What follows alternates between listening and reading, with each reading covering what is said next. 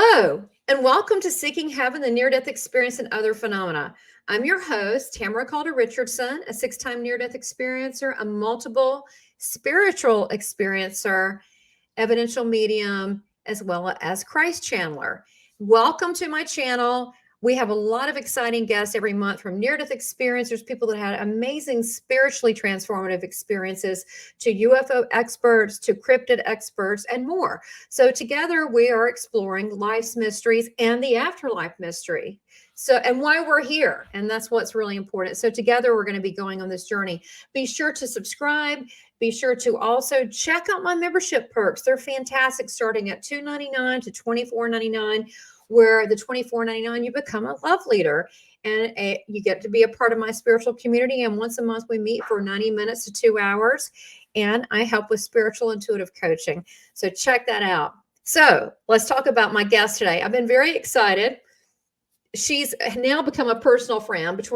I tried to have her on twice, but we just had way too much fun. So we're actually doing this today because her story is so important. I want you to hear this. And this being the month of December, the month of Jesus, where we celebrate our Lord Jesus Christ, this is a perfect time to have a Jesus near-death experiencer. And today's guest would be Rena van de Kamp. Now, it started out years ago, and she's going to tell you about her story, but she had a massive stroke in 1995.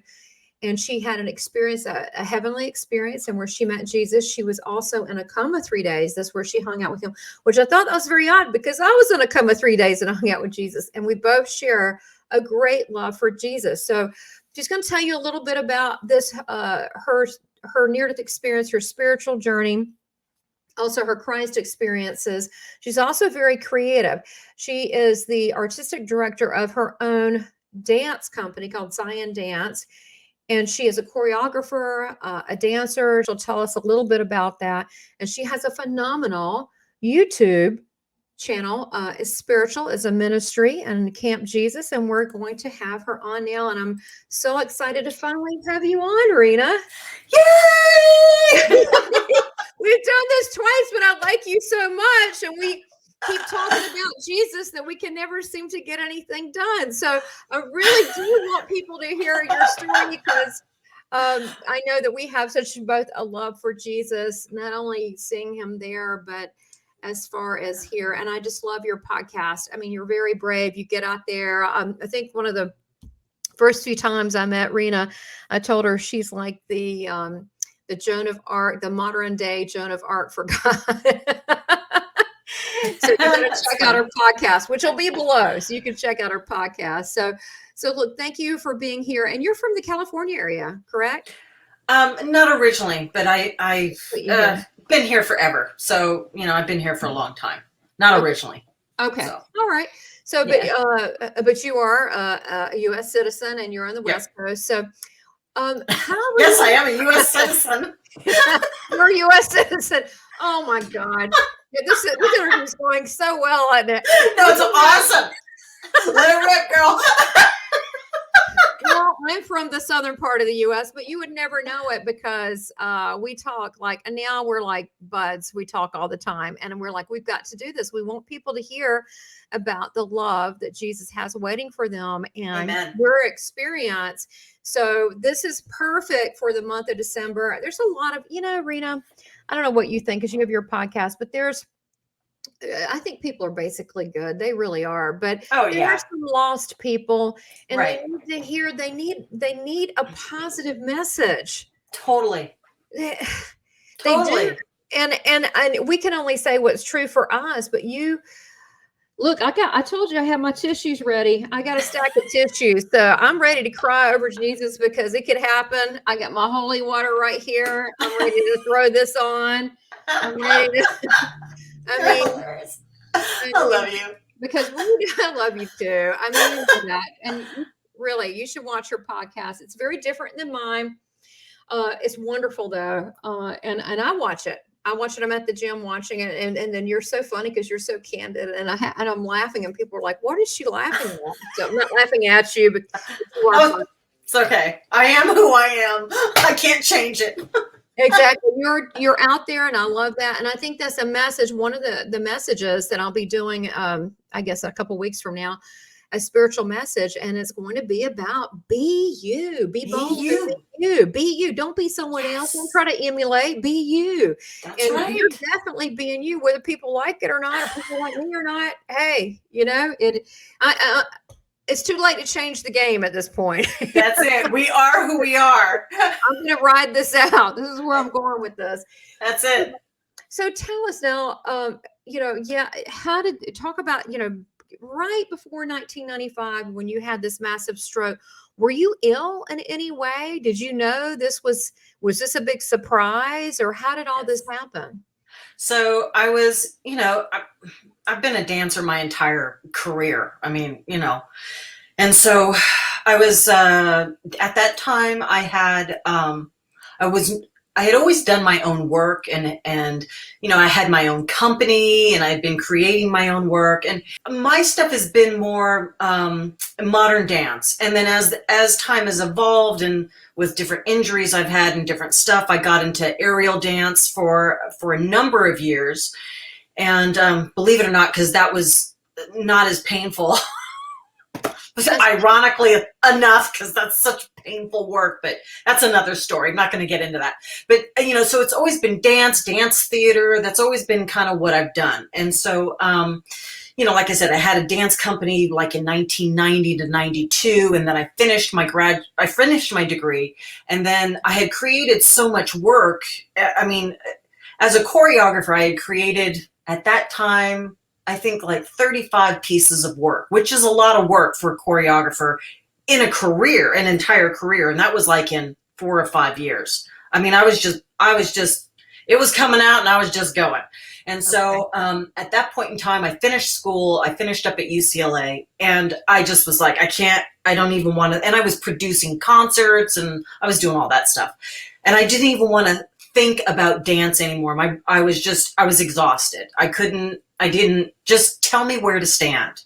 And so I had auditioned for a couple different companies and different things. And I wound up being with one company, and it was a great company. I love that company, and I still love that company. And the artistic director and I are still friends, and it's just amazing. And so we were on tour over in Europe. And at the time, what year was it? That was 95. So like in 94, because I started with him in 94, his work was something in a genre called hyper dance. Very avant-garde, crazy, stupid stuff. You're throwing yourself off of structures and buildings. And I mean, it's insane work. So the work I was doing was crazy. And we were at that time rehearsing 7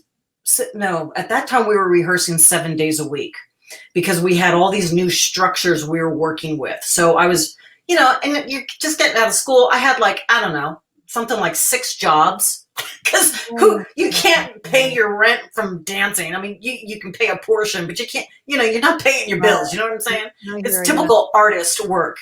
I got it. Yeah. And so I was working all these jobs, rehearsing. I mean, just like, it was crazy. And so then we went, and we were on tour, and we were performing 6 nights a week, and plus rehearsing in the afternoons. And it was just insane. And at the time how old was I? 26? Yeah, I was 26 at the time.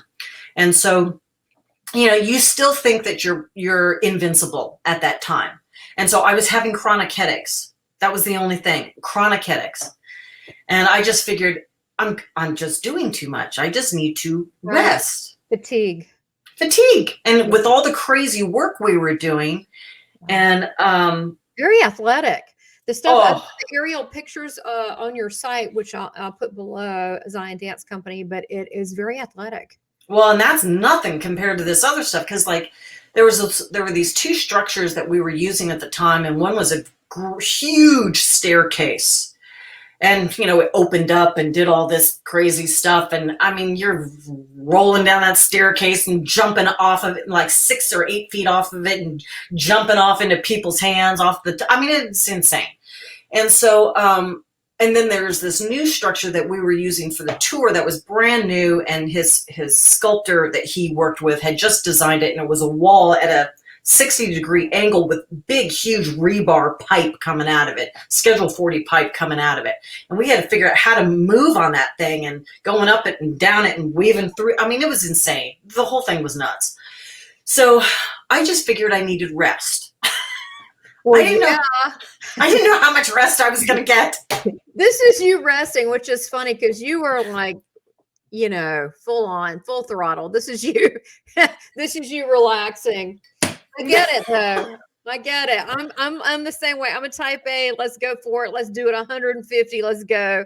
Let's just do this. Yeah, let's do this. Come on, let's do this. So sleep is very underrated. Oh, whatever. You know, sleep when I'm dead. Whatever. You know what I mean. Bad statement, well, but you know what I mean. So when we were over there, you know, the headaches were getting worse. And at that point in time in my life, I never cried. I just didn't do that. And I was getting up in the morning in so much severe pain in my neck. I couldn't even move my head. The tears were just coming down my face. And I didn't cry. I mean, I had a high pain tolerance like you couldn't even believe. I mean, you could cut parts off of my body and I would just be like, it was, high pain tolerance. And so it was just so excruciating. And I would take however many a leave you could take in a whole day, whether I think it was 2 or 4 or something. I'd take it all at once. And then within about a half hour, I could move my neck and I could actually think. And so that's what it took to get through the whole run of the show. So, I don't know, we were there like 6 weeks or something. And you were really fortunate. And you were in pain this whole time, excruciating pain. Yeah. You're like me. I try to push through it. I mean, I had a broken wrist for a month and a half, and I was doing martial arts. Of course you were. Yeah, of course. Because that's how we are. Words. That's how we are. I mean, that's how we roll. Hard-headed. Yeah. Yeah, So everybody listening that's hard-headed, listen up, because seriously, we laugh about this, but we do need to stop and listen to our bodies. Because if we don't, who is? I mean, we are the author of our bodies. We know when things aren't right. So the headaches went on for how long? Well, until I had the stroke. So what happened is after we got off the tour, I kept saying, now this is the importance of words. I kept speaking. And what I kept speaking was, I'll get through this performance. And when I'm done, I can rest. I can't tell you how many times I said that. This will be over soon. When the show's over, I can rest. I'll make it through the show. When the show's over, I can rest. I don't know how many times I said that. Well, the show was over. 3 days, again, 3, about this 3 thing, right? I know, it's 3. It's the Jesus number. It's the Trinity, but I call it the Jesus number. Totally. Yeah, totally. Because he's God in flesh. So awesome. Mm-hmm. So 3 days after, each day was worse than the previous day. Headaches getting worse, and I started to throw up. And I was like, well, that's not good. Mm-hmm. I'm like, that's really not good. And so, I kept trying to ignore it. And then kept getting worse and worse. And then by the 3rd day, I woke up in such excruciating pain. And then I went and had breakfast. I was traveling with a friend of mine. And I said, look, I'm going to go to the restroom. I'll be back in a moment. And I just couldn't stop throwing up. I couldn't stop it. And I thought, oh man, I'm in trouble. I can't, because I don't know what I'm going to do about this. And so I eventually got to a place where it seemed like it stopped a bit because I didn't have anything else left to give. And so, yeah, right. So I was like, okay, can I make it back to the B&B? And so I had seen my friend. I said, hey, I got to go back to the B&B. I'm feeling terrible. I'll catch up with you later. So I get back to the B&B and I was out. I was in a coma from that moment on. How did that happen? I mean, you just glide into a coma? Or exactly. Yeah, I laid down and I was out. We were in northern Scotland, up in the Highlands, and there's nothing up there. And this was in 95, so even less then. So my friend, he had driven me down to a very remote hospital, and they didn't have the technology of what they needed. They apparently, and two, Scotland's got these little roads like this. They're like 25-mile-an-hour roads, right? Mm-hmm. So it took like 3 or 4 hours to even drive down to this small hospital. And he had to carry me from the car. Here I am in a coma, been in the car for 4 or 5 hours. He carries me, I'm still in a coma, carries me into the hospital. They said, look, they did a spinal tap on me. They said, look, we don't have an MRI. That's what she really needs. And, you need to take her down to Glasgow. Another 4 or 5 hour trip. Oh my gosh. Really? Okay. And he was like, well, do you have an ambulance? And they said, no. So carrying me to the car in a coma. I'm still in a freaking coma. The fact that I even lived through that's a God thing right there. Because there's no way I could have pulled through that. A normal person, I'd have been out. What do you think? Was your brain swelling? Is that what was going on? Or what was it? Well, eventually what I found out was I had blood clots in my brain, on the left side of my brain. I had 9 of them. And it wasn't just one, I had 9. Oh. And so almost my entire thalamus was toast. But it also affected other parts of my brain. It affected my brain stem, affected parts of my frontal lobe, affected parts of my the back lobe. It affected even parts of my corpus callosum, because during the recovery period, I couldn't function and like get thoughts from one side of my brain to the other. Like whenever you go to look at those, there used to be this thing they did on the internet where you'd watch this dancer, and if she went this way, it meant you were this side, and you went this way. I couldn't ever, my brain just didn't function to even do that. It was a mess. So anyway, so he got me down into Glasgow, and they did the MRI, and then they found all the blood clots and everything else. So it turned out that hospital, again, there were a whole lot of coincidences. There's no such thing as coincidences with the Lord. It doesn't happen. It's none of this is a coincidence. Mm-hmm. The fact that the friend of mine that I was traveling with had a stroke 2 years earlier, and he was recognizing the symptoms. And he said, look, we really need to get you to a hospital. And I kept fighting him on it. I'm like, no, I'm fine. And so anyway, he knew what was happening. Got me into the hospital. The fact that I survived that, because I have a mama who was praying like a house of fire, had been for about a year. The Lord had given her certain specific scriptures exactly for me. So when she got the phone call of, hey, your daughter is in the hospital, she's not going to make it. If you want to see her, you better get over here. And she knew exactly what scriptures to speak. She spoke the word to get it out. Because when you speak the word, that enables the Lord to move on it. That's why it's important to speak the word. This is not some name it, claim it kind of nonsense. No, you need to do this because this is life and death in this realm. Yes, that's right. I'm just saying. Okay, so anyway. You get an idea how Rena's podcast might be? I'm just saying. Yeah, she just says it like it is. Okay. So you're not at home. You're in this foreign country. And this is not a good situation. So these 9 blood clots, how do they relieve the pressure? What do they do? Well, they didn't do anything. They didn't even keep me on. They didn't do anything. And so they kept me, I was in their, wherever I was. I think it was in their ICU. Okay. And they just kept monitoring and watching me. What now, were they on? I don't get it. My mom had actually told them, look, I don't want you to put her on anything. I don't want you to go in there. No brain surgery. No, just no. Just keep her till I get there. And so that's what they did. And so that hospital, it turned out, was one of the top 3 hospitals in the world that was studying young athletes having strokes. Of course. Of course they were, right? I mean, automatically putting that as far as a yeah. Yes, I was, because I was exactly what they want. Young, athlete, had a stroke. I had the lifestyle that they wanted, which is, no drinking, no drugs. I didn't do any of that crap.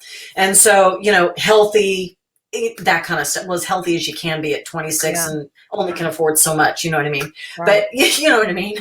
So healthy, all that stuff. And it was exactly what they wanted. So they were using me as a test subject.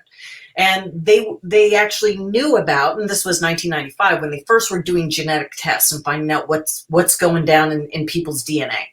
And they found out that that I had this weirdo thing called antithrombin 3 deficiency, which means you have too much clotting agent and not enough thinning agent in your blood. So your blood has a tendency to clot anyway. And at that point in time, one of my doctors had put me on the birth control pill, and I had been on it before and had other clotting issues. I had blood clots in my lung. I had, what else did I have?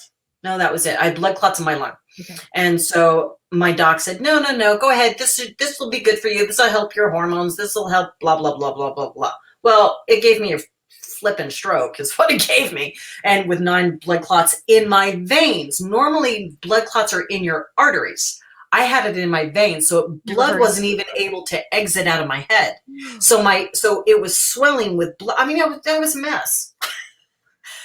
So, you're a miracle. The whole thing was miraculous. It was all God. And first and foremost, he had my mama praying about it, because if he didn't have her praying for it, I wouldn't have even made it to the first hospital. There's no way. Being in a stroke, in a coma for 5 hours. Are you kidding me?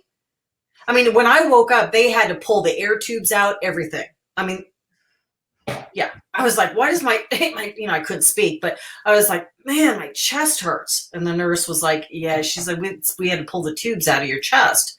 I'm like, huh? Ooh. Yeah. Right. So, I couldn't read, I couldn't write, I couldn't think clearly, I couldn't speak. So let me go back here. So your mama showed up. She was praying for you beforehand. She was praying for you because God told her, and then she showed up, prayed for you some more. And then how long were you in that coma, and that they were keeping you in this preserved, okay state, although your head was swelling? How did they get you regulated back to normal, like with your head, since it was so swollen? How did they do that? And was it a God thing? I mean, what happened? And when did you wake up? Well, it was a God thing, because, the thing is my mom told him, don't touch her. I don't want you doing anything. And so they just kept me there. And so they kept me there. So I was in the coma for 3 days, but I was there on the facility site for several weeks, because they wouldn't let me leave, wouldn't let me travel, because I couldn't be on a plane. I mean, there was all sorts of, it was a mess is what it was. How long were you there recuperating? 2 or 3 weeks. And your beyond that. Yeah. And your mom was with you. Okay. Wow. Did you stay in a hotel that whole time trying to get well? Yeah. They had, it was a huge, hospital, kind of almost like, how UCLA has a huge hospital. Okay. It's a huge facility. And so they actually had almost like campus lodging at the Glasgow hospital for when incoming doctors come to stay. And so they put my mom and I up in one of the cottages. That's a blessing too. And plus they were studying you, so you gave them a little something back. Right. I had to keep going in for MRIs and blah, blah, blah, blah. I had to keep doing all that. Yeah. So how long did it take for your head to come back down with all the swelling, with the 9 blood clots? And then you were in a coma, it says 3 days. How did that all take place? Well, just on a real quick thing is that the recovery part of it took, the first 2 years were the most major. Those were the most major. The first year was the toughest. And it really took 2 years to that really kind of got back to a more, I don't know, coherent level, I guess would be the best way to say. But as far as like my total recovery, it's gone in stages. And it's been different places of achieving different things in my brain, in my body, different things. The grand total took 17 years. Well, it's interesting because I find you one of the smartest people I met. You're very quick. You're very sharp. You pick up on things very fast. And it's interesting that you were in a coma 3 days. I was in a coma 3 days. I had head injuries, different NDE head injuries, but I don't know, maybe you can, I seem fine, you know, We're you know, probably you better know, because point, but I mean, I seem fine. And, right. I mean, the God can heal things that you shouldn't, you maybe right, you shouldn't be right. I shouldn't be right. I had, you know, I got impact. I had a nail through my head. I went through a windshield. I was in a right, coma where I didn't have any oxygen for, you know, like 15 minutes on arrival, on and off 2 hours. I don't know how long oxygen. Hey, there should be something wrong. I feel right. pretty normal considering That's whatever that means. But I mean, God can do those things. that's the Lord healing, man. Because the only person who can heal you like that is the Lord. Period. Hmm. There ain't nobody else is going to do it for you. I mean, You you know, know, the doctors will help, but I they'll mean, help. Absolutely, they'll help, but and that's who gives them insight, anyways. You know, give me a break. It's God right, right. giving them the 411 of what to do. Well, it sounds like your mom gave the 411. Don't touch her. Don't even look at her. Just keep her going till I'm there. Oh my gosh. So I'm Totally. starting to see how you might be a little bit like your mama. Yeah. A little Probably. bit. Just a little bit Probably. like your mom. Right. That's okay. We need some type A personalities in this world to keep it going. So so you're saying it took a while for you to be able to put things together. You couldn't talk, you couldn't speak. Yep. Wow. Couldn't read. Man, that must have been frightening though. No, it was. I never had fear through any of it. And I really, again, I think that's because of my mama praying was part of it. But I Mhm. just I was never concerned about, oh, you know, because I was told horrendous things from doctors. I mean, like if you listen to doctors, you know, because if I would have Yeah. listened to them, I'd be drooling on myself in a wheelchair. I mean, flat out, if I No, listened. it's true. Yeah, and I have scoliosis, and they told me that I would never walk again. I couldn't Right. walk, and it would get worse. It's never changed. It's been the same for years. It's never changed. It's never gotten. Right. I'm fine. You know, Right. I'm athletic. I'm fine. Right. You know, Right. so you can't. You know, we can only answer to that inner voice in us, which is God trying to talk to us if we Yep. just listen. But you know, if you don't listen, it doesn't do much good. So tell us about the good 3 days. stuff. The 3 days. Yeah, the three. Yeah, you know, I want to know about those 3 days, or or at least what you can remember. And I tell people, you know, this whole near death experience phenomena. Um, it's not like you remember everything like you No. do now in life, and it still keeps coming out. And I don't think sometimes we're meant to know everything, and I don't know why. And maybe it could be secretive. It could be this part of our life journey that we're not supposed to know. But do you agree with that? We're not supposed. I don't remember all of mine. Right. I remember things in it and being very substantial and important and more real than this life. But I don't remember everything yet. That doesn't mean it could come out tomorrow. That's exactly right. And I know what the Lord told me because I'm very, you know how I am. I'm very upfront, very matter of fact, and so I Yep. can do that with the Lord, and He answers because He knows my personality. You're demanding. You want to know, and you'd like to know now. Thank you. Well, yeah, but I'm not demanding, trying to demand it of him, but it's just like, it's a desire of my heart. Mhm. And what I don't need to know, I'm good with. That's all good. But I really want to know, you know, and I'm not, Yeah. because I would never be, I mean, this is Lord God Almighty, the creator of heaven and earth and created everything within it. I mean, you know, honor Right. and respect first and foremost. Of course.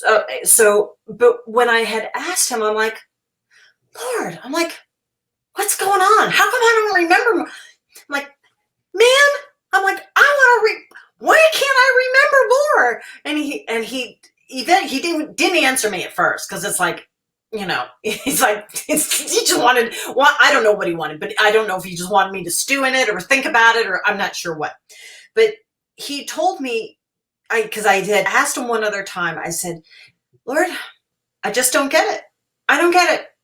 I said, help me out. I said, I really want to know, you know, because I said, there's got to be something about this. I mean, you know, you died 3 days and then you came back. I'm like, what's going on? You know, what's happening? And he said, I couldn't tell you it all. He said, because you wouldn't be able to remain here. Yeah. And when he told me about whether or not, he gave me the choice, because God is always about free choice. He never forces himself on you. He will never do it. And so if you keep avoiding him, he will let you do what you want to do. He won't come to you. You know, that scripture, he says, draw close to God and he'll draw close to you. You have to draw close to him first, and then he'll draw close to you, because he will never enforce himself on you.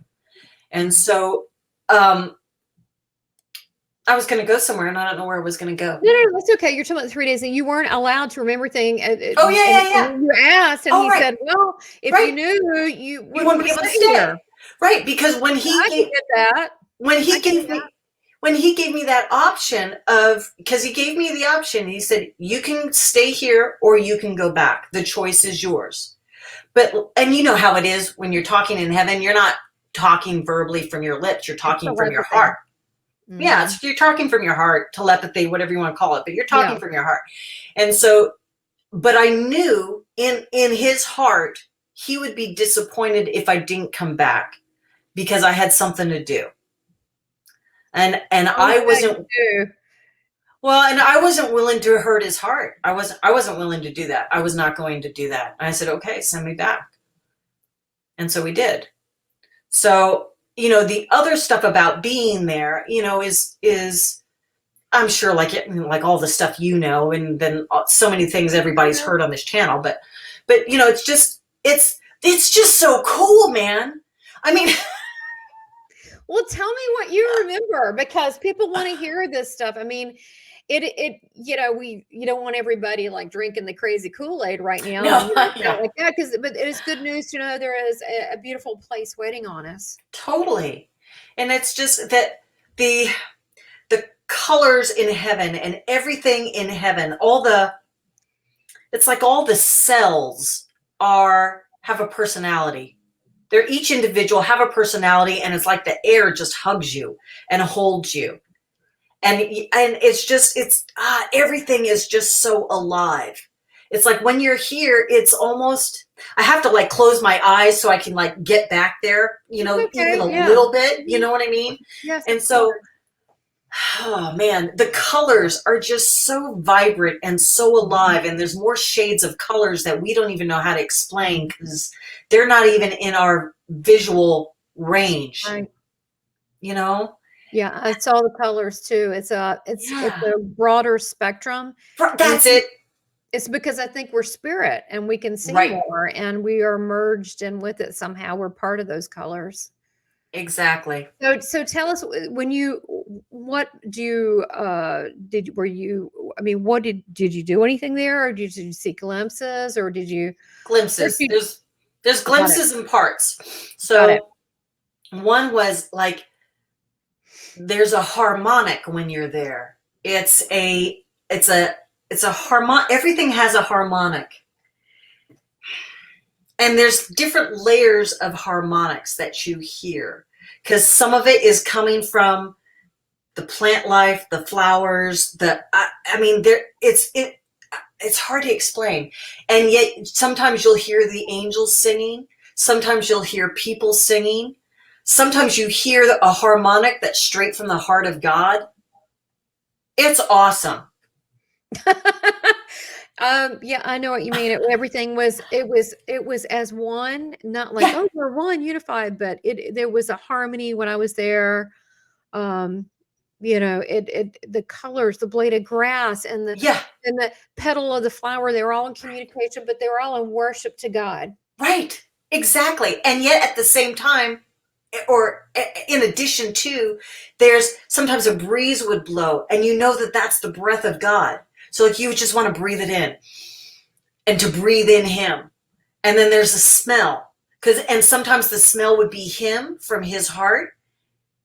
You know, to me, it was like spicy and flowers. Other people have smelled other things. Really? And I believe it's like his mood. That's my hunch. So when Jesus comes around, he smells like, to me, lavender and sandalwood. When Mother Mary comes around, which is funny to me, but I know who she is. But Right. she is, but I wasn't Catholic, but I know, and she's roses. She smells like roses. It's interesting. But it could just be a way they identify with me. Right. What did he smell like to you? I mean, it's not that it's like set in stone or anything. Well, it's like I said, it's spicy, and it's spicy or kind of spicy. There was like a spice to it. I don't know if it was a cinnamon or some sort of spice to it, and flowers. And I don't know if it was a lavender or a something, but it was something like that. And I couldn't really put my finger on it, but it was like spice and flowers. That's how he is with me. It's kind of like, it's the same thing. It's floral, and he always loves to give me floral and flower examples. He loves flowers. Yeah. He loves flower. Hey, remember him when he's one of the Gospels, when Mary sees him, he's out sniffing the flower and the gardener, and she thinks he's the gardener because he loves flowers. He loves flowers. He's always talking about flowers to me and how people are like flowers. And he gives an analogy of seedings and, it's, and pollination and things coming back. He loves flowers. So, it's interesting that we experienced the same thing. Everything was so alive. Right. And it was such a, like, what is it? It was like it just felt like, when you're cuddled up under a blanket and you're all warm and cozy and you just had your chicken noodle soup, it just felt like you're loved and everything's going to be okay. Exactly. I don't really. Exactly. And it's like that's what I meant about the air even hugging you. It's like that, like a total overall encompassing love. There's nothing you could say or do, and anything that you've ever done, that's not even a memory.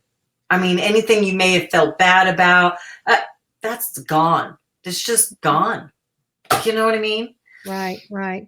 So when you're doing this, what about the Jesus moments? Did you see Jesus while you were there? I did. So at one point in time, so my angel was taking me around to some of the places. I don't remember what my angel's name is, but I call him Eddie. Gosh, of course you do. Oh my! Well, he's got blonde, spiky hair. Does he? Yeah. Eddie the angel. Okay. Whatever. Yeah, why not? Yeah, okay. So he he had taken me down to it was like I don't really want to call it a river because it wasn't that wide. It was more like I would call it a creek. It was kind of, but you could go into it kind of deep.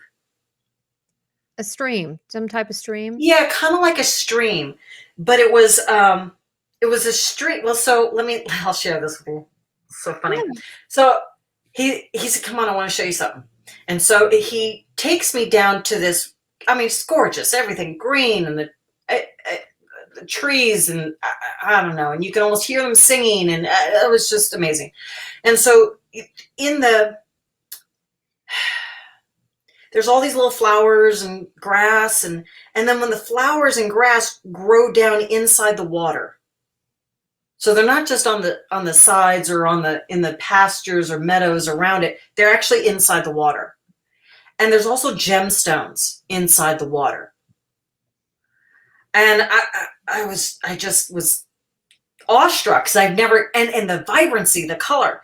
And then then Eddie said, come on.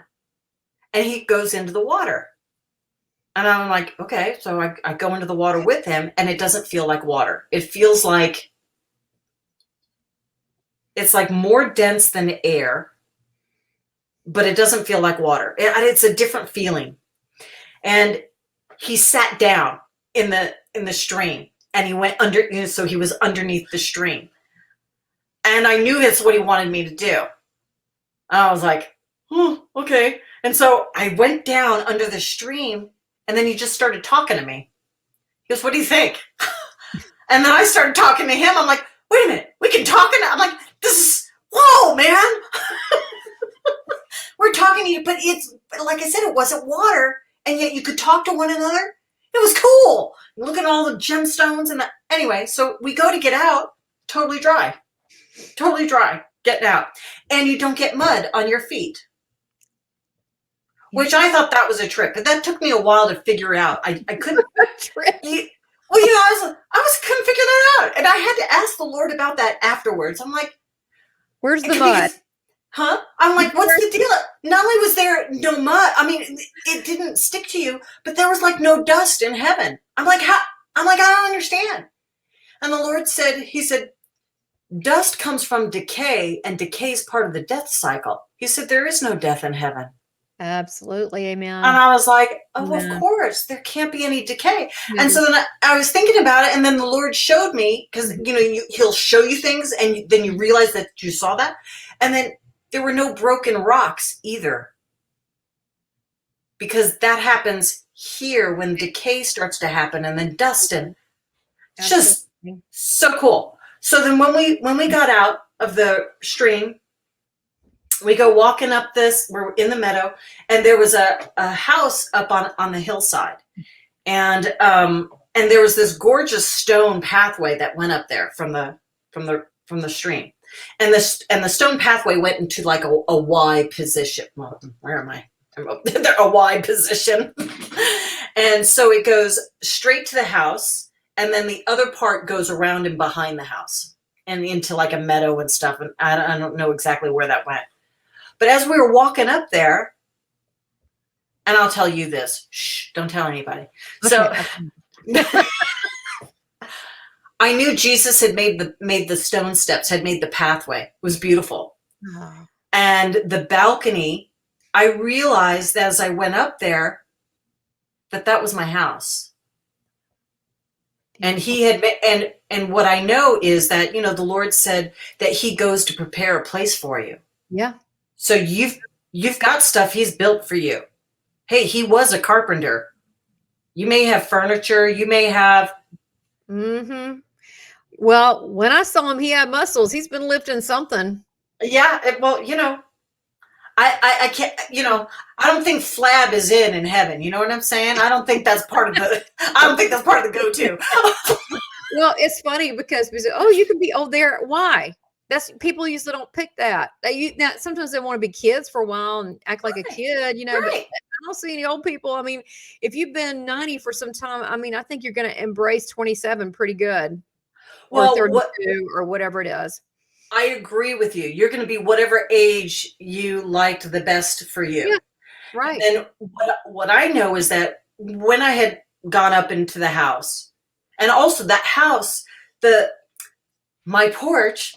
It had a curved veranda porch on it, but underneath it there were gemstones underneath it. Mm. And then that reminded me of that scripture that says, "When your house is built upon a rock." And I'm like, yeah. The Lord reminded me of that scripture. And I'm like, oh my gosh, Lord, that's so cool. Well, crystals, why do you think so? I mean, I like shiny stuff, so I'm totally with it because I'm all into sparkle. But why do you think it's beautiful? God talks about stones all the freaking time. Okay. I mean, it's all over in the Bible. I mean, Revelation 21, he talks about all the gemstones. I mean, and it's in Ezekiel. I mean, he likes him some gemstones. Well, it's funny because some people go, oh, that's, New Age. That's bad. But my grandmother, who was an avid Presbyterian, who was way high up in the church, she taught me all about, he said, God made these beautiful flowers. Right. She tried to tell me flowers. I could never remember all their names. They're kind of long. But she showed me gemstones and amethyst and this, and look at the beauty, the natural beauty that comes out of the ground. And look at these things and turquoise and pyrite. And she showed me all these different ones. And she loved the one that was, it looked like, oh gosh, you know the name of it. It looks rust with gold flakes in it. Mm-hmm. Somebody's going to write it. Cat's eye. It's like cat's eye, mm-hmm. or what is it? It's like a fake gold. She has all these things. So to me, they're for our pleasure. Well, God created it in the first place, and the thing is the enemy has always. I'm going to use this word. So people, please don't get weird. But the enemy has always tried to bastardize what God's done. Always. He's done it with constellations. He's done it with, and God said he put the sun, moon, and stars in the sky as a sign. When you know how God set them up versus horoscopes, those are two different things. You know, the devil's bastardized that. The devil's bastardized stones. He's messed up everything that the Lord set up. I mean, it's an opposite. So what you're saying is that, you know, if you look deeper, there's an opposite. And a matter of fact, I want to go back to this whole trip to heaven and the Jesus, and we're going to get into some Jesus talking because that's our favorite topic. Absolutely. Totally our favorite topic. But it's like the whole thing, everything is evil. Like, to me, I've been seeing spirits and talking to them. I really didn't want to, but they were people like you and me. They weren't like creepy weirdos.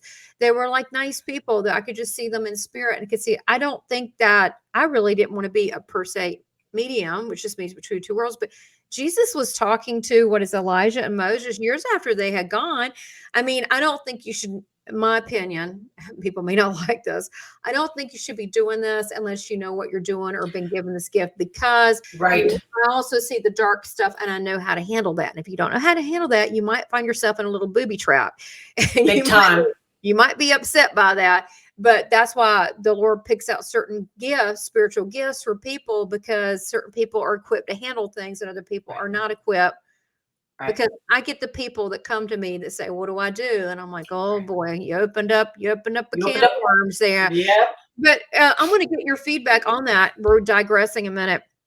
But this is a good point about with every positive thing, there's a negative thing, and it's just on how you take your spin. What about so many near-death experiencers do come back. They do see in dimensions. They do see into the spirit world. They do. And I love Jesus with all my heart. What are you saying for people? I'm not the only one. What are people that are like us that this happens? This could happen tomorrow to someone, and that now is able, and their spiritual eyes are opened up. And so many are afraid. And I think, well, you know, again, I always say cling close to Jesus. You'll be cool. You'll be cool. Exactly. You'll be cool if you just cling close to him. It'll be fun. That's it. That's right.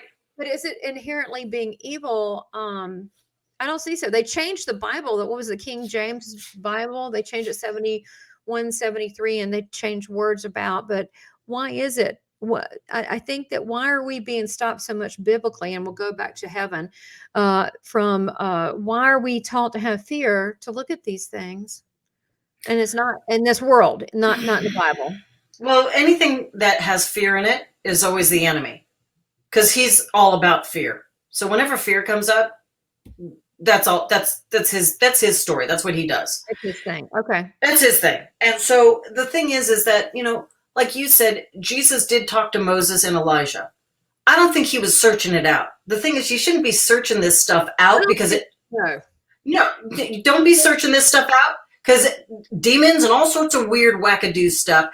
And you know them. I know them. We've been there. We've seen it. You don't want to be messing with that stuff. As a little kid, I'd see it crawling on my walls. I know, me too. I know. It's called discerning the spirits. It's the gifting. And the thing is, that's what I'm saying. I can't help going, seeing angels, seeing your grandmama. I can't help it. I wish I could stop it. I can't help it. But this again, I think that your discernment, if you stick close to God or in Christ, you're going to be just fine. You just got to stick close to Him. If you start doing weird stuff, you know, I can't make promises there. So go back. So that makes perfect sense. The gemstones, because I always was raised to think they're beautiful. God made them. Right. To wear them, to look at them, to have them near. They're very pretty, like flowers. Right. So you had this under your porch. Tell us more about this house. Well, I do want to make one side thing into what we were talking about briefly, is that bottom line, just to help people with this, because people that don't know about this stuff, this is a good marker. Okay. If fear comes up, get away from it. That's your first clue. No dice. You know what I mean? If fear is coming, if somebody's like, if something's feeling sketchy and you start you start getting afraid of what's happening, get the heck out of Dodge. Okay. People, use it as a compass. As a compass. People will use their fear and it's not real. They're like, it's just because of, I'm not to step on people's toes, but dogma. Yeah. And it's not really real. But I'm talking about if you're connected to God and you're happy as a lark, and you're walking along and you're fine. And all of a sudden you're like, oh, Yep. I'm feeling a sense of dread here out of the blue. That's Yep. what I'm talking about. Exactly. Yeah. That too, that's listening to the Holy Ghost promptings and leadings. When he gives you that, like, whoop, You better look out. listen. You better listen. You better start looking around where Yep. he's talking about, who he's talking about. I listen Yep. to that like you have like nobody's business. And I'm not perfect, but Oh, I neither do, am but I. I do listen. And I don't go, oh, I'm afraid. What does it mean? I'm like, mate, the Lord's trying to talk to you. You need to listen up. You need to listen up. Exactly. Exactly. Okay, back to the house thing. Yeah, with the gemstones. Oh yeah. I was going to tell you about my grandpa, great Oh, grandfather. wait, what about the gemstones in the house with the porch? Oh yeah, that too. Okay, well Can you tell we know each other? All right. well, I mean, I guess I told you what I saw. I mean, gemstones were there on the base, on the bottom of it, especially up along the sides of it. And then Jesus had made the staircase, the stone staircase that went up there, and he also made the porch itself with the it was all stone made. I think it was marble. I'm not sure. And he made the stone railing, and it actually had seats in it. It was really cool. That was really cool. And inside the house, and it was all open. There weren't any doors or windows or anything like that, because guess what? You don't need them. You don't need it. There's no decay. There's no bugs. There's no bugs, and you don't need them. And I was like, because at first I was like, how come there aren't any doors and windows? And he told me, he goes, you don't need them here. And I'm like, oh, right, don't need them here. Exactly. And so was a columns. So it was, the porch was curved and then curved in columns and with these big pillars in there, almost looked very Roman Greek-y kind of thing, right? And inside was my performance space. And it was very tall. Oh, he made a little place you could dance. He made a performance space in there. And in there was my great-grandfather. And I've never seen him personally. I'd seen him from photos and stuff. But I saw him from the back because he was on a ladder. And I first heard somebody whistling before I even went in there. And I'm like, and so I go in there and I see this little man, because he's little. He's petite, very small Sicilian guy, right? So he's little and he's up there. I knew you were talented. Italian. This is all making so much sense now. Go ahead. So he's up on the ladder, and I hear him whistling, and he's got on his light gray pants with a very fine pinstripe in it, and he's got on a white, like shirt, button down collar and stuff, but it's opened, and he's got on his t-shirt underneath it, and he's got his little sleeves rolled up, and he's doing whatever he was doing and whistling away. And when I saw him and I looked at his head, it was almost like a hologram. Remember when you were talking about the age that we're going to be when we're there? This is my hit. I could be wrong, so just bear that in mind. I think depending on how you knew the person, you'll see them like a hologram in their face both ways, like how you knew them. So like the pictures of him as an older man, and then I saw him as a young man, and then I'd see him as an old man, and then I'd see him as a... Totally understood. And matter of fact, in readings that I do, they'll come through and a grandmother said themselves looking like sexy looking, like 25 or 26 or 20. And I'm like, okay, come on now. They didn't notice you like that. And then it'll be like switch. Yeah. Show them like leaned over, like in crutches or something. Right. Exactly. And then switch back and it's all the time. And I actually saw that there too, but yeah, right. That makes sense. Well, we're spirit. We can do these things. Right. Exactly. And so that was just really cool. I mean, I didn't... It's cool. That was as far as that got. And then there was this other thing that happened